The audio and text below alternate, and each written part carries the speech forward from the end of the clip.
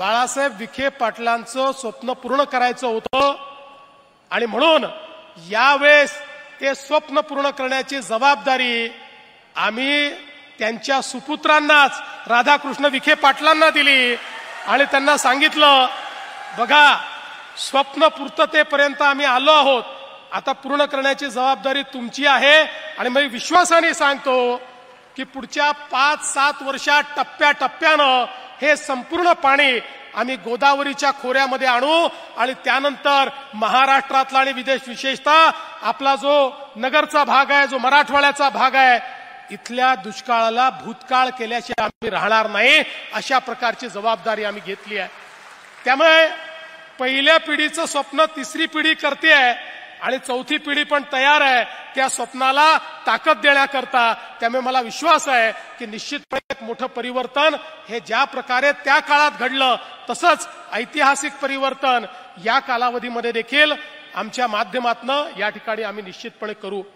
आज या निमित्ताने खरं म्हणजे सहकाराच्या संदर्भात मला उल्लेख केला पाहिजे की माननीय प्रधानमंत्री मोदीजींनी पहिल्यांदा सहकाराचं महत्व समजून घेतलं.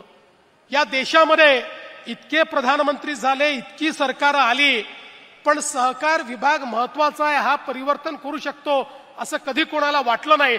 त्यामुळे कृषी विभागासोबत साईडला पडलेला एक डेस्क एवढंच त्या सहकार विभागाकडे पाहिलं जायचं. पण मोदीजींनी हा निर्णय केला की नाही, या देशात सहकार रुजवायचा आहे आणि म्हणून पहिल्यांदा देशाच्या पातळीवर स्वतंत्र सहकार मंत्रालय हे मोदीजींनी तयार केलं. आणि मग प्रश्न होता की या मंत्रालयाचा कारभार कोणाला द्यायचा. तर सहजतेनं नाव कोणाचं पुढे आलं असेल तर ते अमितभाई शहा यांचं नाव पुढे आलं. अमितभाईंचं नाव याकरता पुढे आलं नाही की ते खूप कर्तृत्ववान आहेत, ते खूप महत्वाचे मंत्री आहेत, कुठलंही काम ते करू शकतात, त्यांना फायनान्स मधलं कळतं, केवळ एवढ्या करता नाही तर ते याकरता देखील आलं की अमितभाई शहा हे सहकारातले कार्यकर्ते आहेत, त्यांचं संपूर्ण जे नेतृत्व आहे हे सहकारातनं तयार झालेलं आहे. आणि सहकारी बँकेचे अध्यक्ष म्हणून, जिल्हा बँकेचे अध्यक्ष म्हणून एक गुजरातमध्ये सहकाराची चळवळ फुलवण्याचं काम हे अमितभाई शहांनी केलं.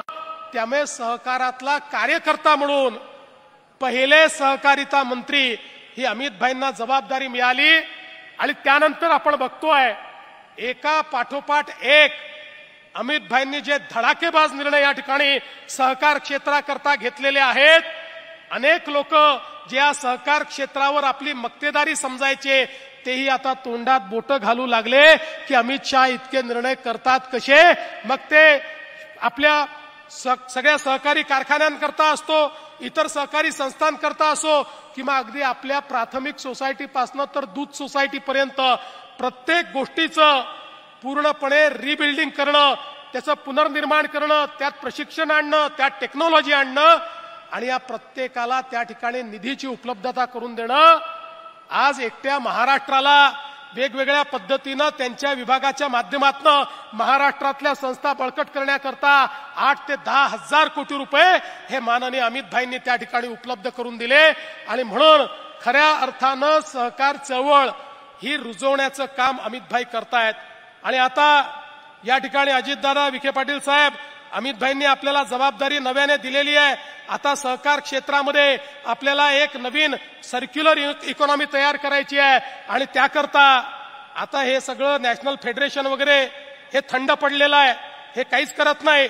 आपल्याला आता त्याच्यामध्ये शिरावं लागेल, त्याच्यामध्ये आपल्याला जान फुकावी लागेल आणि त्या माध्यमातून आपल्या महाराष्ट्रामध्ये साखर कारखान्यातली जी सर्क्युलर इकॉनॉमी आहे या सर्क्युलर इकॉनॉमीला रुजवण्याचं काम हे या महाराष्ट्रामध्ये आपल्यासारख्या या सगळ्या धुरण्यांना करावं लागेल, सहकार मंत्र्यांना करावं लागेल.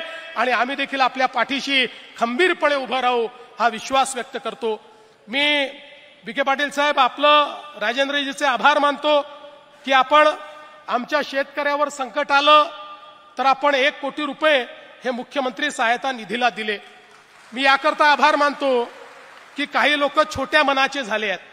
मागच्या काळामध्ये ज्यावेळी उच्चस्तरीय समितीची बैठक झाली आणि आम्ही साखर कारखान्यांना म्हटलं की 30-30 हजार कोटी रुपयाचे व्यवहार होत आहेत, 10-10 हजार कोटी रुपये सरकार तुम्हाला देत आहे, तर तुमच्या नफ्यातनं 5 रुपये हे शेतकऱ्यांकरता बाजूला काढून ठेवा. ते काय FRPतनं मागितले नव्हते. FRPतले पैसे हे शेतकऱ्याचे आहेत, नफ्यातले पैसे कारखान्याचे आहेत.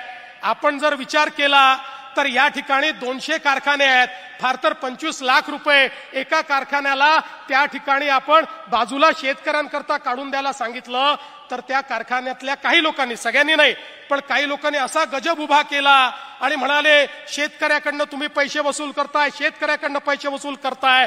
शेतकऱ्याकडनं नाही तर तुमच्या कारखान्यातल्या नफ्यातनं 25 लाख रुपये जो शेतकरी तुमच्याकडे त्या ठिकाणी शेतमाल टाकतो, जो तुमच्याकरता राब राबतो, हाडाचं काळं करतो, रक्ताचं पाणी करतो, त्या शेतकऱ्यावर त्या ठिकाणी अशा प्रकारची आपत्ती आली आणि तुम्हाला 5 रुपये द्यायला सांगितले तरी देखील तुम्ही मागे पुढे पाहता. आता असे काही कारखाने मी शोधून काढले आहेत ज्यांच्याकडे शेतकऱ्याचा काटा मारला जातो. आता त्यांना मी दाखवणार आहे की तुम्ही शेतकऱ्याचा काटा मारून मारून या ठिकाणी पैसा जमा करता आणि शेतकऱ्याकरता 25 लाख रुपये द्या म्हटलं तर तुम्हाला त्या ठिकाणी देण्याची दानत नाहीये. अरे तुम्ही मालक नाही आहे, या कारखान्याचे मालक आमचा शेतकरी आहे. त्यामुळे त्या शेतकऱ्याच्या पाठीशी उभं राहण्याचं काम या महाराष्ट्रामध्ये सरकार करेल. आणि मी सांगू इच्छितो, आज आमच्याकडे शेतकऱ्यावर आपत्ती आलेली आहे. आपल्या अहिल्यानगरमध्ये देखील इतक्या मोठ्या प्रमाणावर कधी पाहिला नाही असा पाऊस आला. आमच्या शेतकऱ्यावर आपत्ती आहे. काही लोक या आपत्तीचंही राजकारण करू इच्छितात, पण त्यांना मी सांगतो काळजी करू नका. आमचं सरकार हे शेतकऱ्याच्या पाठीशी उभं आहे. कालच अजितदादा, मी आणि आमचे एकनाथराव शिंदेजी आम्ही सगळे बसलो आणि शेतकऱ्याला जास्तीत जास्त मदत काय करता येईल या संदर्भातला आराखडा तयार करणं सुरू केलाय. आमच्या पाठीशी अमितभाई शहा आहेत. त्यांनी सांगितलं काळजी करू नका, काय लागलं ते केंद्र सरकारच्या माध्यमातून देऊ. त्यामुळे मी निश्चितपणे आपल्याला सांगतो, भरीव मदत शेतकऱ्यांना देण्याकरता राज्य सरकार निर्णय करेल. आणि जे लोक आमच्यावर टीका करतायत त्यांनाही सांगतो, एकदा आरशात बघून घ्या, एकदा आरशात बघा. तुम्ही असताना काय तुम्ही केलाय हे तुम्ही एकदा आरशात बघा, त्याच्यानंतर आमच्यावर टीका करा. पण कोणी किती टीका केली तरी आम्ही पर्वा करणारे लोक नाही आहोत. कारण आम्हाला या ठिकाणी खुर्च्या तोडण्याकरता लोकांनी पाठवलेलं नाही, शेतकऱ्याची सेवा करण्याकरता पाठवलाय आणि ते केल्याशिवाय आम्ही थांबणार नाही. आणि म्हणून पुन्हा एकदा मी या ठिकाणी आमचे राधाकृष्ण विखे पाटीलजी, सुजय विखे पाटील या सगळ्यांचं मनापासून अभिनंदन करतो. आपण हे जे कार्य चालवतात, हा जो वारसा आपण चालवतात त्याबद्दल आपल्याला मनापासून शुभेच्छा देतो आणि माझं बोलणं संपवतो. धन्यवाद. जय हिंद, जय महाराष्ट्र.